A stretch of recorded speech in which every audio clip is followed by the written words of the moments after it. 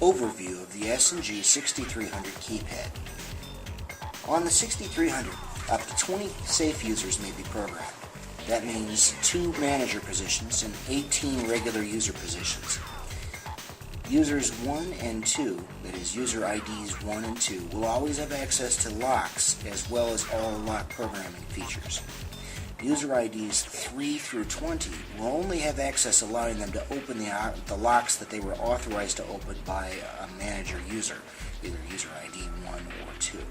So they'll have the user access that they were assigned or programmed. User ID 0 is actually considered a programmer user and can't open the safe at all. However, they have full access to configure the keypad manager options. Any user ID can be assigned a PIN of 6, 7, or 8 digits. The number of digits used is actually up to the user. Only manager users and the programmer user may access any lock programming features.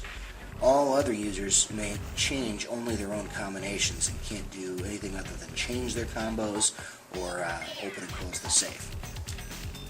Using the software to program the keypad, a user ID position can be given 3 special access conditions.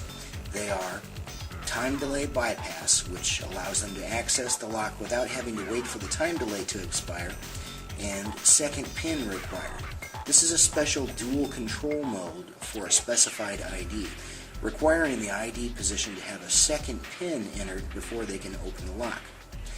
And then the third condition is both time delay bypass and second PIN required, which means that they can bypass the time delay. However, they also have to have the dual access mode where the second user would need to log in.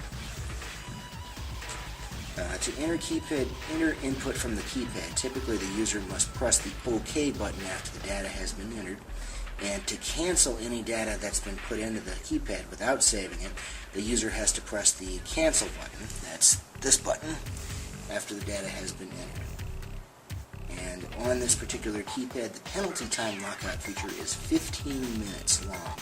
If you enter 4 incorrect user combinations, you'll enter a penalty lockout mode that'll last for 15 minutes, and until the penalty mode expires, you won't be able to do anything with the keypad. Additionally, you cannot come out of lockout mode by removing the batteries. No matter how long you leave them out of the keypad, when you put them back in, the keypad will still be in lockout mode. You cannot remove the batteries to exit out of lockout mode.